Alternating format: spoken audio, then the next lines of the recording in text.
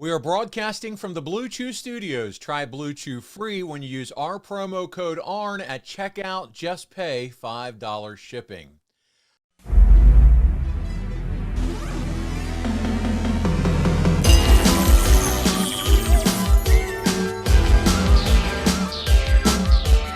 The recognized symbol of excellence in sports entertainment.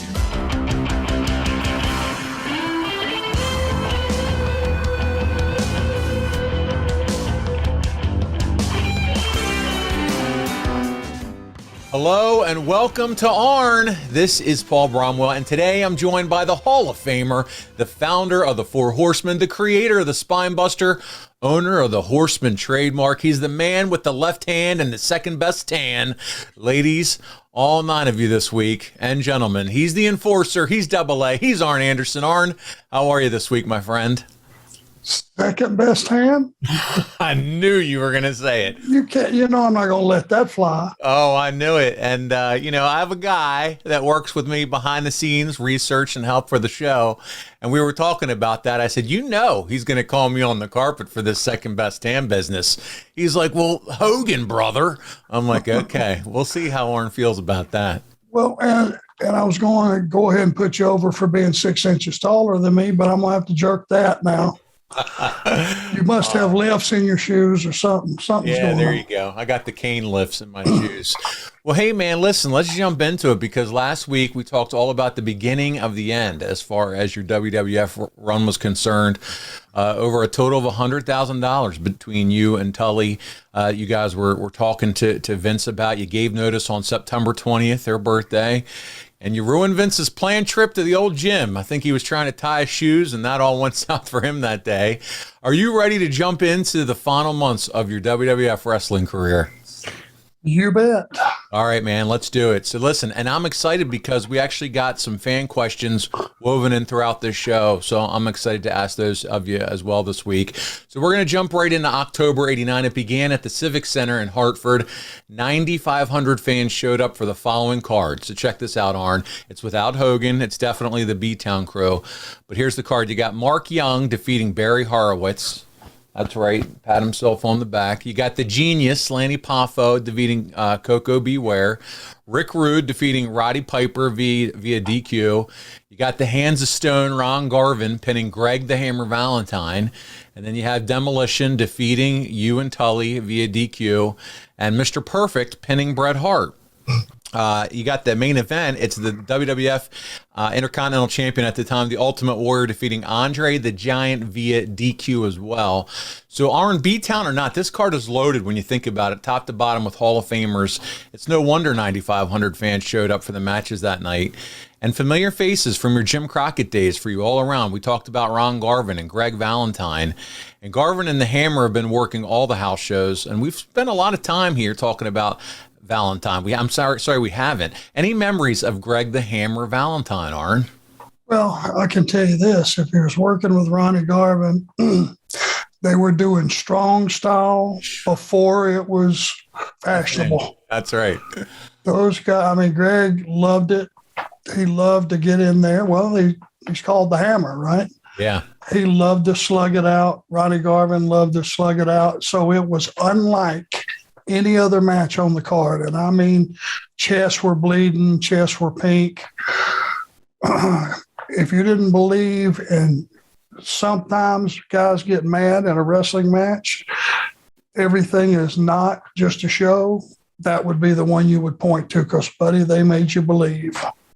Arn, any memories for you behind the scenes traveling, maybe a match that you were involved with Greg back in those days, whether it be Crockett or, I know he moved on to WWF pretty quickly in the early 80s, but any memories that you have of Greg Valentine, personal? Well, Greg he was one of those guys that unless you saw him, you didn't know he was in the room because he was a pro. His dad was who his dad was. And, being that guy's kid, you got a burden of just being a walking assassin. And that's exactly what he was. And I didn't hang out with Greg at all. We didn't travel together or anything, but I just saw his locker room demeanor, and he was always very subdued until the bell rang. And then, man, it was on. He was a pro's pro, man. I mean, I think of my first memory of him, you think about the dog collar match with Roddy Piper, that first Starrcade, and how vicious that was. So, now, good stuff. Well, listen, you guys hit the road the next day. The entire crew traveled to WWF Stronghold, Wheeling, West Virginia. You had a sold-out crowd there on 7,800 fans watched the tapings for Superstars in prime time. And I do want to correct one detail, and it's on my end with the research. The match you guys wrestled for primetime against Demolition, that was taped the day you gave your notice. So that's September 20th, and then would air on October 23rd. From that point forward, Demolition would be recognized as the tag champions. Another match, however, was recorded in West Virginia here on October 2nd for a November 4th edition of Superstars, where the title also changed hands. So, Arn, you have 2 matches, 2 programs, 2 title change. Do you know if the primetime match ever made air, or did creative come to you and ask you guys to change the finish or some other element of the match? Do you recall that at all? It's so long ago now. No, I don't. You know, it was so hard to keep up with what aired when. I mean, it really was. And it would get really confusing, and you would start handing titles back and forth for a certain TV show. It would just totally just flip you because you didn't know what you were doing. Yeah, no, and I understand that. Thanks to our crack research staff for digging that one up. But yeah, I mean, they had the ability to do that. So much TV, you guys were so far ahead that if Vince or whoever didn't like what was presented in one town, they could easily just say, scrap it, we're going to do it again in West Virginia this night, and have the outcome, be what we want that time. Or you make sure once we turned our notice in, they were going to get enough victories over us to last a lifetime, and abundant amount. You can bet that. Well, that match was recorded, like I said, in West Virginia, and only went about 5.5 minutes, and Demolition did win the championships with Axe pinning Blanchard, who, by the way, was the illegal man, and it kind of feels like a dusty finish, for the lack of a better way to say it. Do you think Vince at all in the back of his mind, or maybe with his inner circle at that point, was still hoping that you and Tully would stay, or do you think at that point, nah, he knew for sure we were walking? He didn't want us to stay. I'm absolutely sure he was insulted and angered that we wanted to leave. I mean, it was the number one company in the world, and his business was good. Everything was good. For us to want to leave had to really piss him off, I would think. So in his mind, you were, hey, this company's just not good enough for us. We're out of here. You're on the way out. So we're going to do and this was the way it was done in the business. You would always, on the way in, guys that were on the way out would put you over. And if you're leaving, you put in your notice, you did the right thing, you did business, on the way out. So it wasn't even obvious that you were leaving. You just, and the better the match was, the more that you disguised the fact that you were leaving.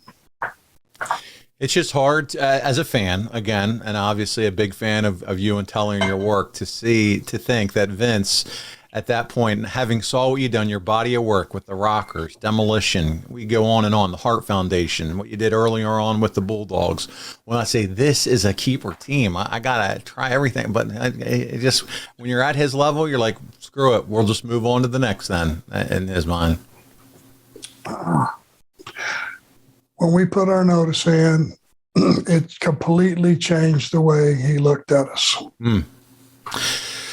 Well, listen, I want to point out something that also happened at this taping, Arn, and that's the Heenan family formed the Colossal Connection, made up of Andre the Giant and King Haku. And I know that in December, the Colossal Connection will defeat Demolition for the titles and hold the championships until WrestleMania 6. Do you know, Arn, if the original plan before you and Tully gave notice would have you be in a long run with Demolition until WrestleMania 6, or had you not heard all the future plans they had mapped out for you at that point? Basically one angle, which would sometimes stretch for 4 months, 5 months, that's all the information we had, and that's all we really needed, because by the time we made the loop around the world with that match, you had 4 or 5 months underneath your belt. Yeah.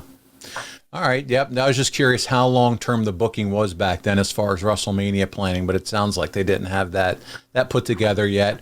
Well, listen, go ahead. Let me be confident about one thing. If they would have made it right, if he would have cut that nominal check, and what pissed him off about that wasn't the money, just knowing how he thinks. It just insulted him that we called him on it, on his word.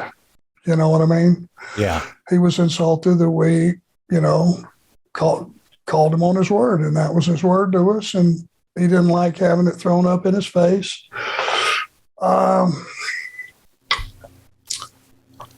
So there was no turning back. I understand. Yeah, that makes total sense, Arn. So let's continue to move on here. October 3rd, you're in Toledo, Ohio at the Sports Arena. WWF recorded even more matches for syndicated TV. And Arn, for an episode of Prime Time that aired November 6th, like you said, man, you guys were recording so much stuff for the future. It's hard to keep track. You and Tully would fight the Bushwhackers to a double DQ because, see? There you go. It's just when you think you're out, they pull you back in. Yep. Right back into the Bushwhackers. Whoa, yeah. The titles hadn't changed on air yet, but you and Tully are still recognized as the tag champs, even though this match will air after the title loss. For those of you keeping score at home, these are the types of issues you run into when you have a top act leaving a company in the world of TV tapings conducted 3 weeks ahead of time. I mean, it's insane how they're keeping up with who's got the belts, who doesn't, who's fighting, what date is what. I can't imagine trying to keep it all organized, but, they had it all figured out. So there you go. But you had 3 days off. Then after that, Arn, the crew made the trek west to Salt Lake City. 3,900 fans attended the house show at the Salt Palace on October 6th. You and Tully lost the match, second from the top by DQ. And again, at this point, the Brainbusters are still recognized as the champion since the title change has not been on TV. And then on the 7th, you're back in Lincoln, Nebraska at the Pershing Auditorium. 2,907 fans watched you and Tully work second from the top against Demolition. This time, Demolition won the match by countout. And from the capital of Husker football, the B-Town crew hit the road heading east to Des Moines, Iowa. This time, you and Tully worked with Demolition in the third spot from the top. And you've mentioned this. You'll start to see your spots change on the card because of what you've done. And you're behind Dusty and the Boss Man and Jake the Snake and the $1 Million Man. You move on from Des Moines on October 9th. You guys drove to the Show Me Center in Missouri for another live event. This time, you worked second from the top. But for the purposes of our story, this might as well have been the main event because it's Warrior and Andre. They closed out the show in less than a minute. That's textbook definition of an attraction, though, wouldn't you say, Arn? Oh, God. Well, yeah. I mean, if you're sitting home, you go, what are they going to do here? I know they're not going to beat Warrior. And if the Giant says, no job, you ain't going to beat him. That's right. So the intrigue is, what are you going to do here? And if you listen to the stories, Andre wasn't the biggest fan of the Ultimate Warrior to begin with. So there's that. But we do have an ad-free show member question, and it's regarding Andre, and it's from Brian Fuller. And he asks, we know that you were good friends with Barry Darsow, but did you hear any good stories from Bill Eadie about his days teaming and traveling with Andre? No, because that was... Was that when Andre was wearing the mask and they were the Machines? The Machines? That? Yeah, they did that. Yep, they did that together. Like no one knew that was Andre. Yeah, come on. My God, his mask was as big as a lampshade. Are you kidding me? Bill Eadie was a real pro and is a real pro in this business, and he's a businessman. And I can only imagine that he was the guy that kept things rolling until it was time to shut it down, and then he tagged in the Giant, and things went the other way. Okay, yeah. I don't see that going any other way. Yeah. Well, we'll move on. It's the following day. It's October 10th at the Roberts Municipal Stadium. Once again, you and Tully worked with Axe and Smash in the semi-main event right behind Warrior and Andre. On the 11th, you're in Springfield, Illinois at the Prairie Capital Convention Center. And let me pause right here, Arn. As we're moving through this October, and I know I'm reading a lot of results and cards that you're working on, are you seeing changes in your pay, though? Like, I know you had saw there a couple weeks where you were not making what you thought you would. Are you still continuing to see this in October and even into November?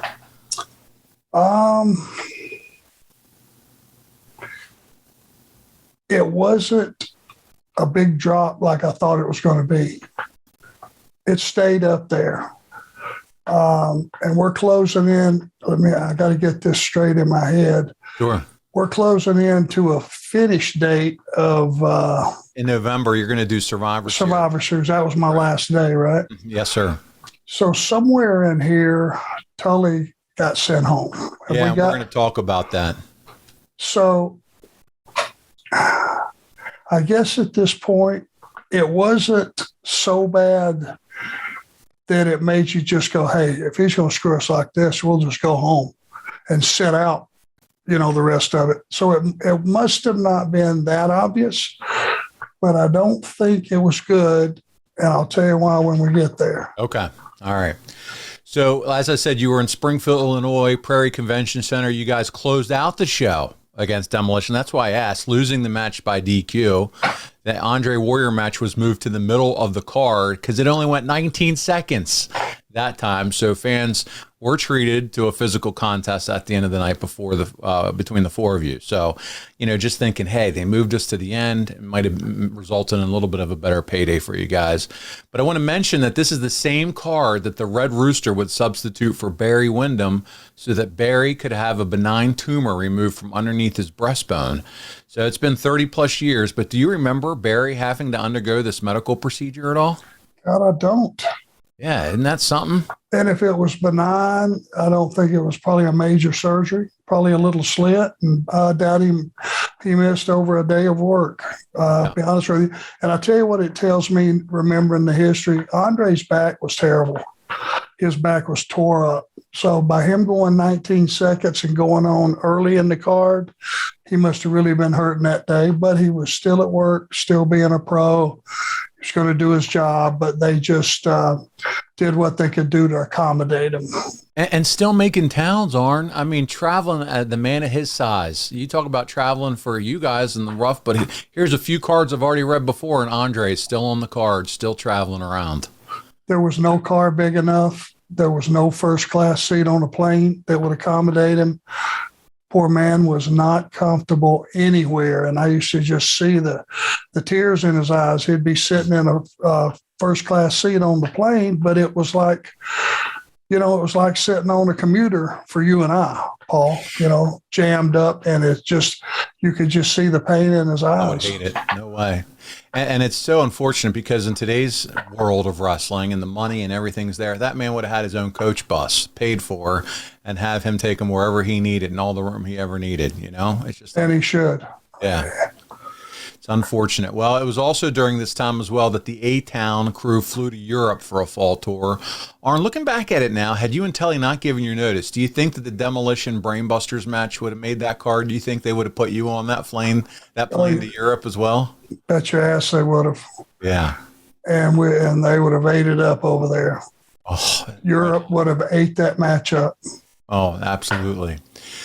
Well, you guys aren't on the plane. Instead, it's October 12th, and you guys would draw 3,000 fans at the Lacrosse Center in in Wisconsin, and you're back in your regular spot, second from the top. You and Tully will lose the bout with Demolition by DQ, and you close out this Midwest loop in Flint, Michigan at the IMA Sports Arena. You and Tully work with Axe and Smash in the semi-main event on a card that featured your old friend and boss, that's right, the American Dream, taking on another old friend, the Big Boss Man.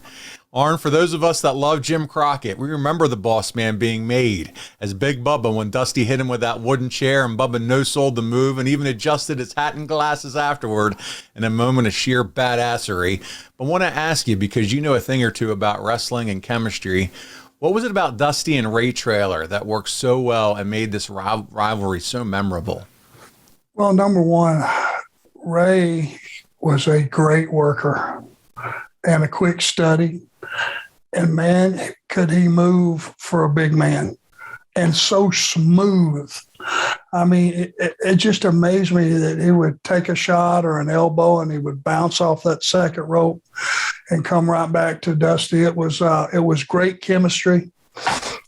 Ray, I think, had a soft spot for Dusty because he had given him his first break. Right. You know, as I feel the same way. You never forget something like that because Dusty was big time over. Didn't matter that he had the yellow polka dots. Every effort to kill him off or make him look foolish, enough of the fans would just see through it and go, yeah, that's still Dusty Rhodes. You had Ray Traylor, who for a big man, like you said, athletic, could move, could do it all in the ring for a big man. And then you had Dusty, who charisma and just his presence. He had a presence about him. It's just, I mean, I'm talking, preaching to the choir. And when you brought them together, man, like you said, the chemistry was just fire. Yeah, it was a main event. And you know, Ray knew his job, and it was to make Dusty. And that's what he did. He did it here. So they're feuding on the cards around here now in WWF. You're headed back to the East Coast. You and Tully are in a very familiar town, one that loves its sports and loves to boo our heroes, including Santa Claus. You're in Philadelphia, Pennsylvania, and it's a matinee show. 15,126 fans. Man, I tell you what, say what you want about Philadelphia. They love pro wrestling, buddy. Oh, they're a great city. I love Philly. Wrestling fans are awesome in Philadelphia. And they filled that spectrum, which is no longer there. But, man, talk about so many classic sports and wrestling memories at the Spectrum. Here's the following card for that one, Arn. You got Tugboat Thomas defeating Barry Horowitz, Rick Rude defeating Roddy Piper via DQ. We're back to the guys that just beat the shit out of each other. Ron Garvin pinning Greg Valentine, so that's good. You got Macho's brother, the Genius. He's defeating Jose Luis Rivera. You remember him. Oh, yeah. And then you got Demolition, that they're defeating you and Tully via DQ. Anderson and Blanchard came to the ring with the belts, but were not announced as champions on this card. How's that? Think anybody noticed? It was... See, that's where it bites you on the ass, trying to pull off all this magic. You know, sometimes it just is not fathomable. And you step on your own Johnson by doing it. But it's almost their little way of just, okay, you're leaving. Yeah, you're walking out the titles, but we're not giving you that championship announcement, Rob. Oh, man. Then you had the Intercontinental Champion. It's still the Warrior, and he's pinning Andre, so they get Andre. Guess how many seconds this one went? 27. 17. Wow, a new record. And then you got Jake the Snake defeating Ted DiBiase, the $1 Million Man via DQ. So you got, even without Hogan, Savage, the Rockers, and the others that were on the European tour. Remember, they're all on the European tour. They put 15,000 asses in those seats. To steal a line from our man Tony Schiavone, top to bottom, the card was loaded with workers and Hall of Famers. And then on the 15th, buddy, you're going to Chocolate Town, USA. You're headed to Hershey Park Arena, and you were treated to the same card as part of that matinee show. Look at you. I can smell that chocolate next door. You can smell the cocoa, can't you? Brother, it was so close. You get out of your rent-a-car and go, oh, my God. You can. Hershey's with almonds, Daddy-O. If you see Arn, remember Hershey's with almonds at all the autograph signings. I love you forever. I love it. And then you complete the loop in Lansing, Michigan. You guys work with Demolition at the Civic Arena, and that's where we'll park it here. Speaking of parking, Arn, every week we talk about how travel impacted our favorite wrestlers.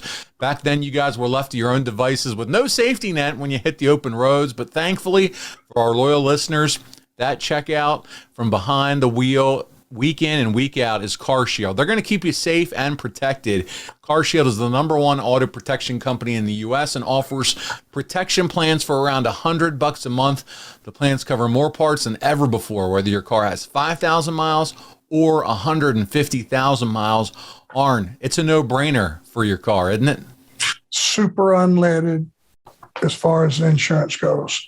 Talking about being insured, I don't know how you could do any more. Yeah. And it's simple, man. This is the way that they can take care of your car. When you need a repair, you choose the mechanic and their administrators handle the rest for you. Man, talk about no headaches. You're taken care of. Same go for breakdowns. If you're stuck on the side of the road, buddy, they're there. They have coast to coast roadside assistance. Their administrators are there for you with rental car options and trip reimbursements. No extra cost. You need to get coverage today. Lock in your price now. If you lock in now, it's never going to change during the life of your contract. So listen, parts are on the rise. Costs for everything is on the rise.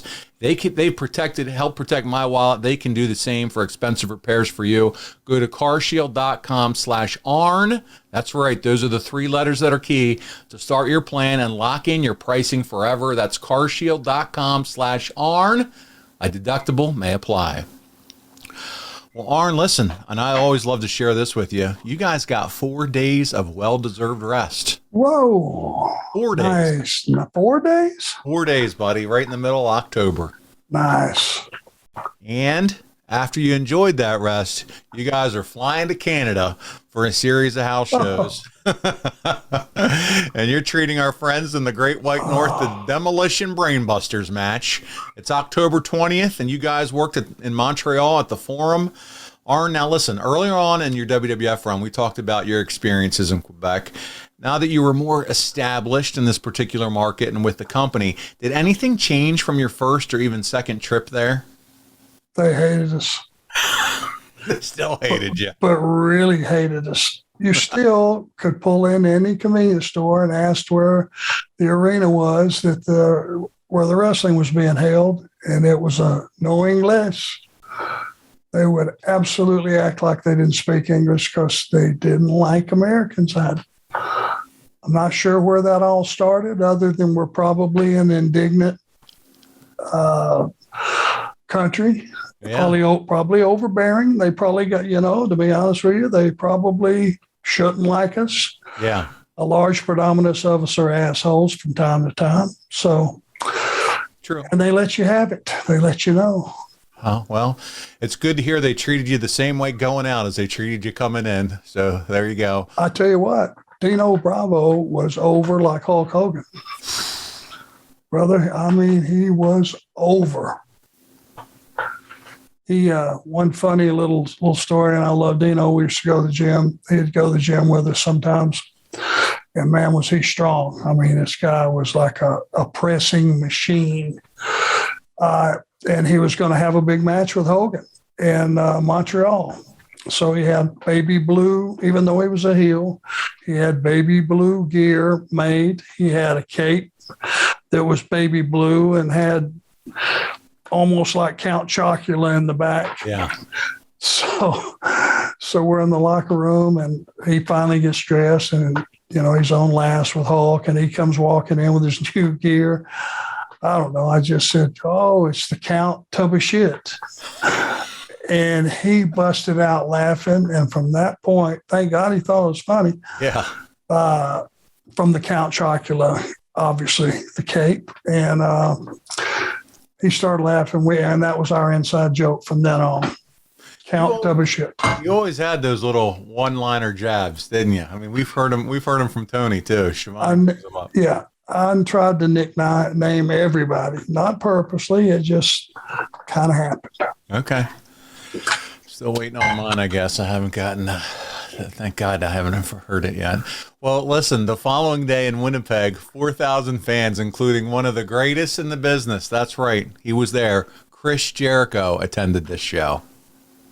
But he was only 12 years old, right? Probably, yeah. He still had some baby teeth, and this time, this time the Rhino, or as he's better known, the Anvil, Jim Neidhart, substituted for Axe, and he's teaming with Smash to defeat you and Tully. So, boy, you and Tully ain't catching any breaks in this one.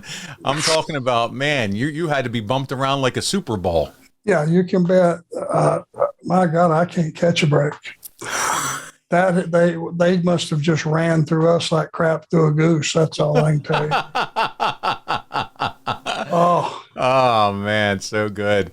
Yeah, you I can't imagine the beating that the two of you took at the hands of these guys. But as noted by our friends at the History of WWE.com, a local newspaper advertised Demolition as the title holders, but you guys were presented as the champs because the primetime match had not aired yet. Are we confusing people or what here? This is I'm confused. I know, right? Most definitely. It's something else. But Arn, we might not get a chance to talk about him anytime soon, but how amazing of a run has Chris Jericho had thanks to his ability to reinvent himself and keep his presentation fresh? Flexible, smart.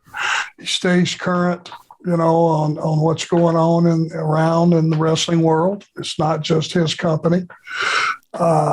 He thinks like the fans. He does all the things that you should do to stay up to snuff on the business. And he really has. He's done a great job of becoming 5 or 6 different characters, I guess. Yeah. That's not easy. And not just becoming him, but getting him all over, getting him all over and popular and people buying all the merch for every single one of them. It's something else. And I just thought it was really cool. As I saw, here you are, Arn and Tully, Brainbusters, WWF towards the end, and there's little Chris Jericho in the crowd cheering along. So lifelong fan of the business, and great to still see him doing his thing. Yes, it is. Yeah. So after a successful show in Winnipeg, the crew worked the Northlands Coliseum, where 5,500 in attendance saw Smash and Neidhart. Yes, they're still beating the shit out of you and Tully in a non-title match. And closing out the Canadian leg of this tour, you and Tully wrestled Smash and Neidhart again in Calgary on October 23rd. Buddy, are you ready to get the hell out of Canada with this Smash and Neidhart business? I'm ready to get off the earth. That might not be far enough to dodge those beatings. Oh, man.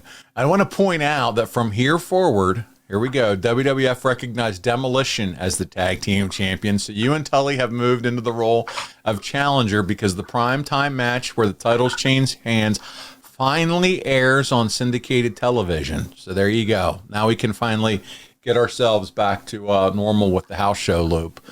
So you guys aren't the champs anymore. God. Yeah, yeah. Could have been a personal thing. They might have been, their ass might have been chapped that they weren't being recognized as champion. Yeah, maybe. I was afraid to ask. Yeah, well, I bet you. And if you think it was bad they added Jim Neidhart, they could have thrown Andre in there at you. Who knows? Oh, again, off the planet. Well, listen, you got 3 more days rest. And the crew would then return to the Palace in Auburn Hills. 7,000 fans attended the show.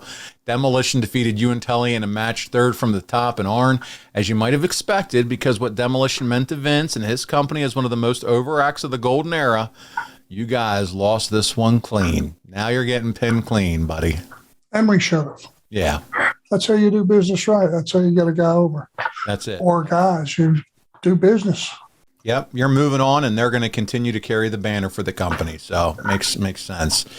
And in Glen Falls, New York, you guys fell short to Demolition in the third match from the top. Dusty and Bossman and Piper versus Rude then followed. And then the next day, you got 9,000 fans at the Maple Leaf Gardens who watched Demolition get the better of the Brainbusters following the decapitation on Tully. So now they're just not just getting over it. They're just beating the living shit out of you. Tully took the big-time loss here. And then on October 30th, you guys worked against Axe and Smash in the semi-main event of the card in front of 2,000 at the Wing Stadium in Kalamazoo, Michigan. And closing out the month of October at the Expo Center in Topeka, WWF taped multiple matches for syndicated TV as well on Saturday night's main event. You and Tully, though, weren't featured at all on the TV tapings, obviously, for obvious reasons. But you did take on the Rockers in a best 2 out of 3 falls match on the Saturday night's main event that would air November 25th. So if you guys all want to go back and watch that, it's on there, 2 out of 3 falls against the Rockers. And this match was the manner in which WWF wrote you guys out of the company. So there you go. The Rockers would defeat Arn and Tully in a best 2 out of 3 match, 7 minutes, 32 seconds during the first fall. Jannetty pinned Blanchard with a sunset flip into the ring at 1:50 after Michaels prevented Blanchard from holding on to Anderson from the floor. Bobby was initially in your corner, but berated you guys inside the ring after the first fall. He walks out of the match moments into the second fall. So here we go. Tully pinned Sean for the second fall at 2:09 after you dropped Michaels throat first across the top rope behind the ref's back. After the fall, Jesse Ventura conducted a backstage interview with Heenan, in which Heenan said you and Tully were the worst team he ever worked with. In the third fall match, Michaels pinned you at 3:33 with a crossbody off the top as you attempted a pile driver on Jannetty. This would be your last TV appearance for more than 12 years there. Classic Heenan here with you guys. Went from the best to the worst. WWF would use this same portrayal with Andre at WrestleMania 6 and even Mr. Perfect in 1992 following the firing of the Ultimate Warrior. What did you make of the way that you guys were written off television, Arn? Well, what are the odds? Nobody told us about the backstage where he just buried us. We were the worst team he had ever managed and all that. See, that's how sneaky and clever and vicious they were. We were in the ring. Yeah, you didn't. And yeah. by the time this aired, we would be gone. Yeah. So, I mean, carefully, we're already agreed to do business right in the middle for 90 days. Now, the swerve to us was they didn't start beating us on TV. They kept our value up right till the end, but at the end, they were going to beat us right in the middle, and they should have. But don't swerve us and go back and just, kick us in the nuts backstage with Bobby without telling us. That's just common courtesy. Yeah, no, I understand. It's almost like you said. It's one of those things. And you didn't. And have you ever heard of that before? Us going through this today. Oh, I'm sure. Oh, yeah. I knew. Yeah, I knew about it because when it aired, it's like God Almighty. Okay, all right. Yeah, just so sneaky, and that's just how it went down. So listen, since we're talking about the Rockers, Ben Ledbetter, one of our fantastic supporters, ad free show members, wants to know, Arn, could you sense that Shawn Michaels was going to be a superstar in the years to come? Love the show, sir.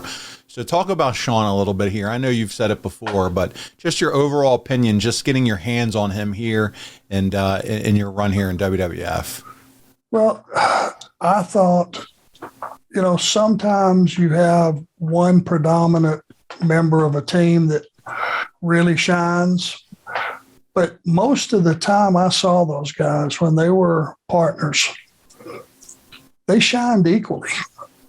There was no runt in the bunch. Shawn Michaels and Marty Jannetty were a dream babyface team. If you were going to go, God Almighty, give me some guys to get over. They will get us over if you will give us enough time and let us do a finish that's shitty enough, because people love those guys. They were young, they were athletic, they were incredible. Shawn just had this one thing. Ricky Morton had it, Steamboat had it. Look at all your pure baby faces. AJ Styles has it. When they start selling, it becomes a different match, because they pull the audience in and the audience wants to help them get to the tag. And that's one of those arts that you either got it or you don't. And it didn't mean he was a better worker than Jannetty or a better anything. It just meant that he had that special thing. They both had great offense. They were both athletic. They both did some incredible stuff that was ahead of its time, but that ability to sell and make those people on the front row want to come over the rail and help them was one of the arts that Shawn Michaels had from day one. No, well said. I mean, think about it. You mentioned AJ, Ric Flair, Shawn Michaels, Ricky Morton, guys that could just make you believe that they were getting killed and there was no way, and you wanted to get behind, you wanted to support them, and you wanted to cheer hard, and you invested. I think that's the word. You were fully invested emotionally. And, absolutely. That's the key. Next question, Arn, since this is almost the last time we'll talk about Tully as your tag team partner, it might be the best time now to ask Drew Landry's question here. Of all the tag team partners you had, was Tully the best one? Yes. Bobby Eaton was incredibly talented. Incredibly talented. I love teaming with Bobby. Love teaming with Barry Windham. Loved teaming with Rick. A lot of different guys I loved teaming with. Ole. Yeah. Ole, for sure. I learned so much, with Tully or Ole, just watching he made me believe that he was kicking the shit out of the guy, and there was nothing the guy could do about it. He was a bully, and I mean a big-time bully. And he was, he was over. Him and Gene were over, 70s, the very first part of the 80s. I mean, they were, good Lord. But Tully and I, because we just worked together so many times and so many tags and 6-mans and 8-mans and everything, he could just look at me or I could look at him, and we knew what the other one wanted. It was almost like a telepathic thing. And teams that really do well, I would say the Young Bucks have that. I would say FTR has that of this generation. There are a lot of teams that you just look. If a guy's got a headlock on me and I look over at my partner, he knows what I want and he knows what's coming without ever saying a word. And it's just one of those telepathic things that occurs in some situations. And it makes, the Midnight Express special. Yeah. Because they look like a synchronized unit that are hitting on all cylinders at all times. Do you think that you have, as a tag team, that you have to have really good chemistry outside of the ring, talking friendship, to have that chemistry in the ring? Absolutely not. I would get on Tully's nerves, I'm sure. He would get on my nerves, I'm sure. We didn't go home and talk on the phone when we were off, any of that stuff. But when we got to work, we were a team, and we got along fine. We just jailed, and we just worked, and we were completely different in our styles, but they complemented each other, and that's all we really needed.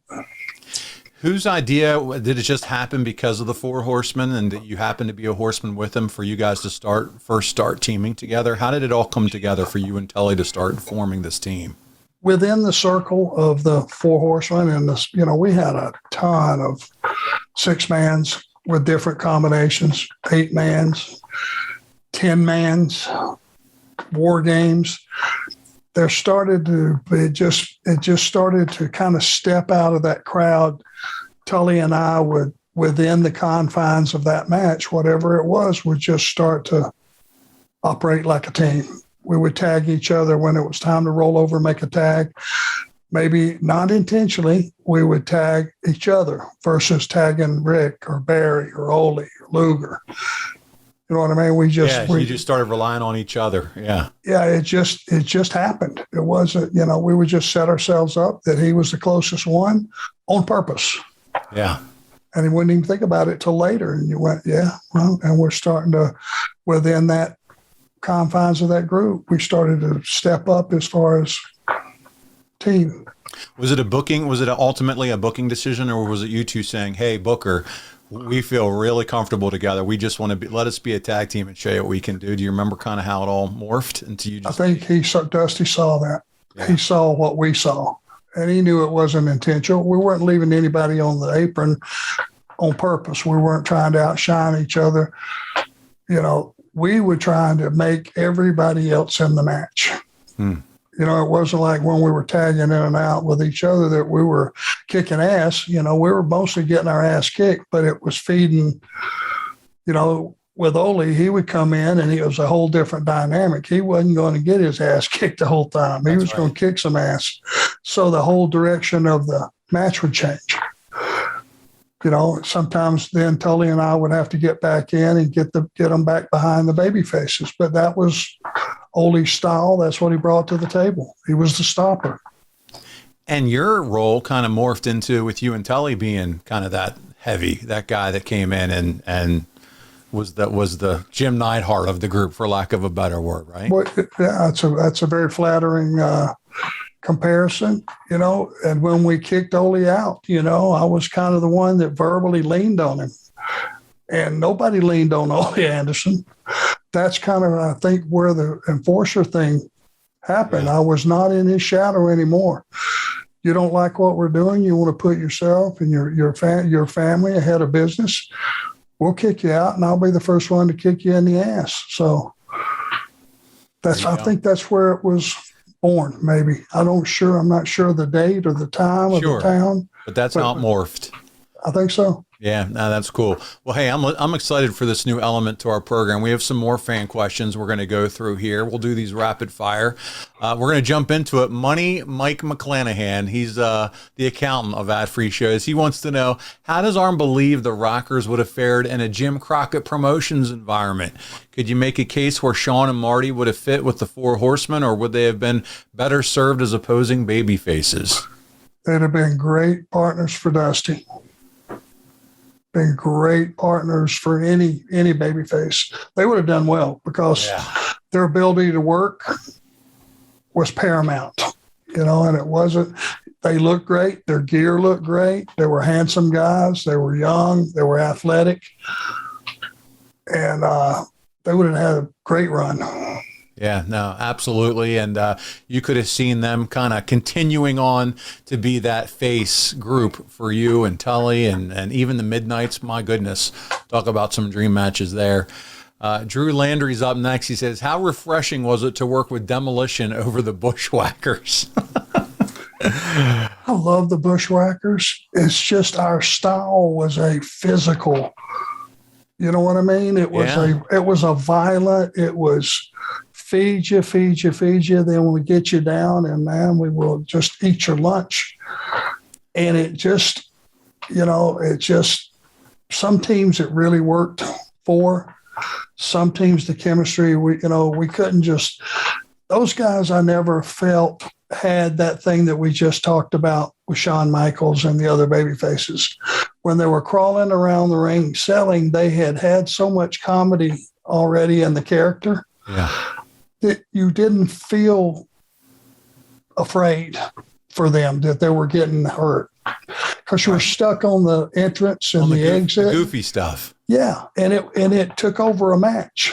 Yeah. And they were just doing what Vince wanted, and I get it, and I'm sure they had made a nice living doing it.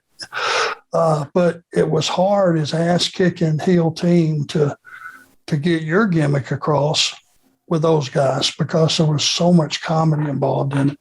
Makes sense. Yep, I'm with you there. Patrick Ruth wants to know your favorite Bobby Heenan story. Do you have a favorite Bobby Heenan story of all time? Just in general, and I've said this before, some people, I don't think Bobby had I don't remember, I might have heard this, that he didn't have past a 7th grade education. Am I right about that? I've heard that before, like high school, didn't finish high school type thing. Or something. Maybe I'm cutting him short. But I know, he wasn't a real educated guy in that sense, but he was the sharpest, wittiest. Yep. I could say, if he had on that shirt that you got on, I'd go, damn, Bobby, I like that shirt. And before I could get shirt out of my mouth, he had a comeback. Yeah. And it was always witty and funny and sharp. And he was just that quick. And it didn't matter what you said to him. He was 2 seconds behind it with a rebuttal. And I would have loved to have looked inside his head and just see what fueled that machine, because it was every single time. And he was just hilarious. He was very special. And he was a star, a big star. He certainly was. He certainly missed. And my goodness, he is revered by many wrestling fans as maybe one of the best characters of all time when you put it all together. Manager, commentator. You talk about that wit and what he did. When you became part of the Heenan family, like you said earlier when you talked about it a couple weeks ago, it just you were immediately elevated.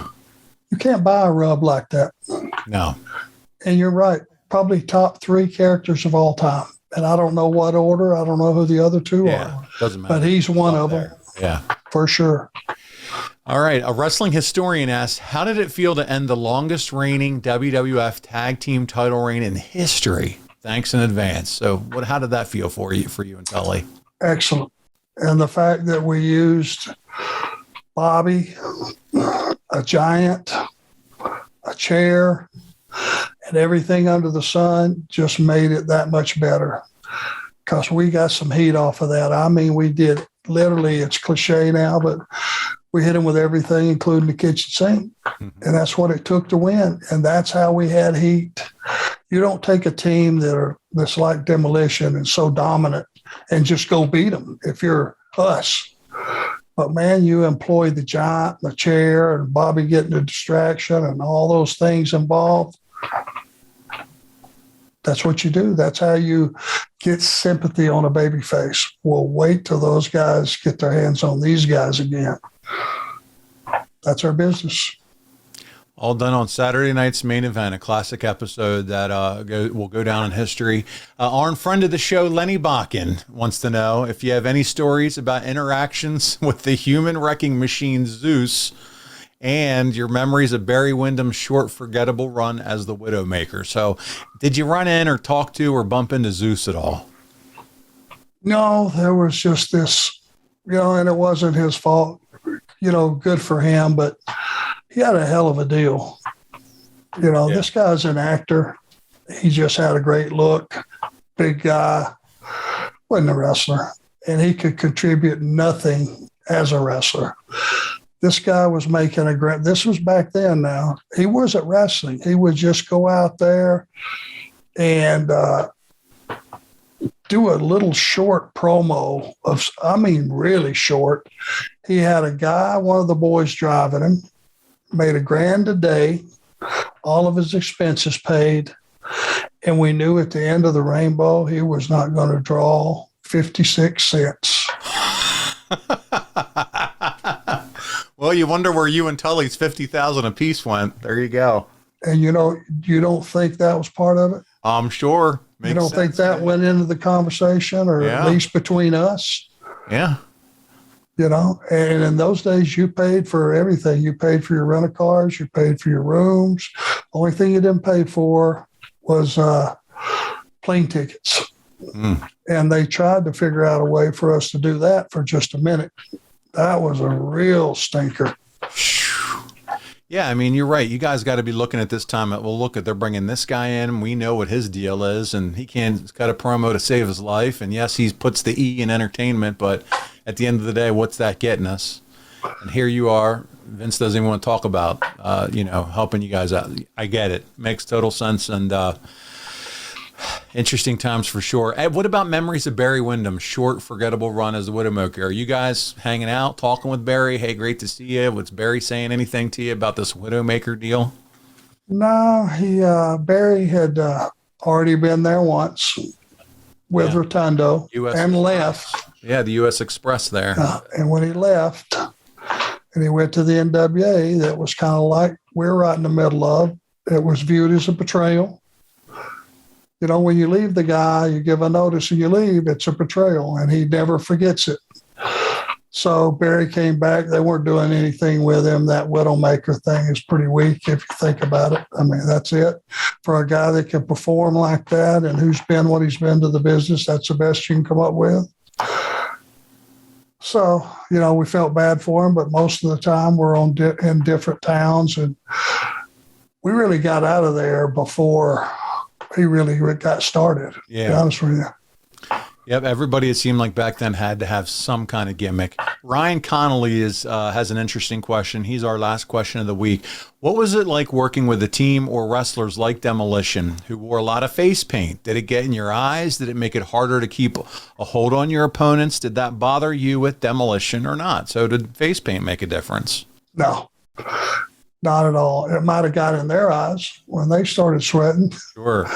Because we worked hard and they worked hard with us, as hard or harder than they worked with anybody else, because they saw we were willing to get bounced all over that arena to make them the Demolition that people saw on their TV sitting home.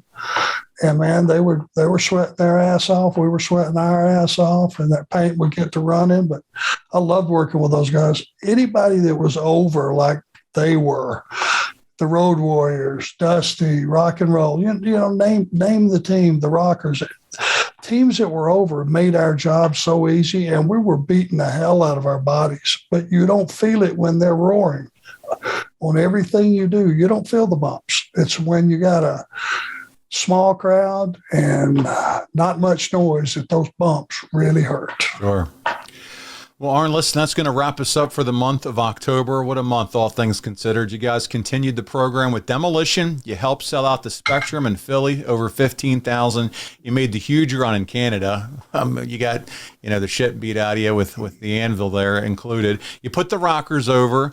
You were fired in storyline in less than 30 days. That, my friend, to borrow a phrase from one of my favorite North Carolinians, is shitting and getting. Next week, it's the swan song for the Brainbusters. Tully leaves early. You team with the uncrowned, undefeated world champion for life, Haku.